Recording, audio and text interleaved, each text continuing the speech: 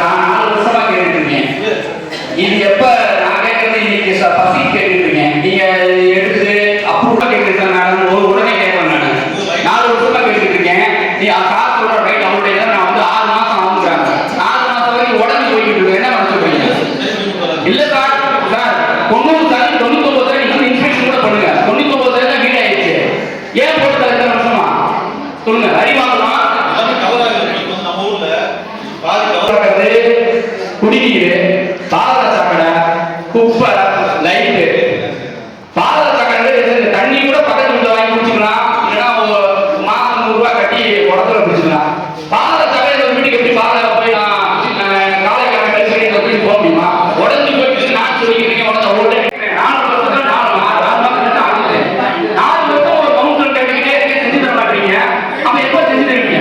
இன்னும் 1 மாசத்துல அப்புறம் அன்னைக்கு 4 மாசத்துக்கு பதவி மக்களை பார்ப்பாங்க. எனக்கு புத்தகம் கேட்கிறாங்க. நான் என்ன செய்ய சொல்றீங்க? கேட்டா என்ன பண்ணுவீங்களா? நான் கல்யாணிக்கே வந்தேன். என்ன பண்ணல 4 வருஷம் செஞ்சு கொடுங்க, ரிப்போர்ட் கொடுங்க. இல்லைங்க என்ன பண்ணல, ஒண்ணுமே நான் பண்ணல, இடிக்கல, வீட்டு இடிக்கல, டெவலப்மெண்ட் எதுவுமே பண்ணல, ரெனோவேஷன் ஒர்க் எதுவுமே ஒர்க் பண்ணல, சிண்டெக்ஸ் போட்டு எதுவுமே போடலன்னு எனக்கு ரிப்போர்ட் கொடுங்க. வெறும் சம்பளம் மட்டும் தான் அங்கே போட்டுருக்கோம் அப்படின்னு சொல்லுங்க. ரிப்போர்ட் கொடுங்க. நான் கேட்கல. நான் ஒருத்தர் சூழ்நிலை ஒருத்தர் பேசாம 4 வருஷமா என்ன காரணம் சொல்லுங்க. நீ காலையில பேசிட்டாங்க.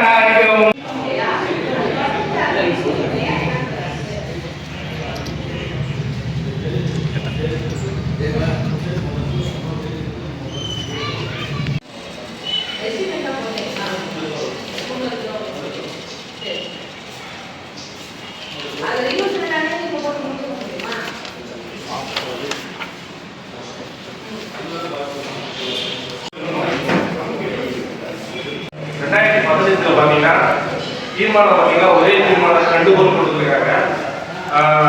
நமது புதிய பஸ் நிலையம் அந்த காலத்தில் வந்து பார்த்தீங்கன்னா ஜெண்டர் பேர் வைக்கிறது ஒரு தீர்மானமும், அதே மாதிரி இல்ல சாலையில் வந்து பார்த்தீங்கன்னா தியாகி சங்கியா பேர் வைக்கிறது ஒரு தீர்மானமும் கொண்டு வந்துருக்காங்க. அதை நிர்வாக ஏற்படுத்த போய் தேவி ஆட்சி நிற்குது. மண்டல நகராட்சியுடைய மண்டல நிர்வாகி முடிச்சுட்டு அங்கே போயிருக்கு. அதை உங்கள் காப்பி கொடுத்துருக்கேன். அதை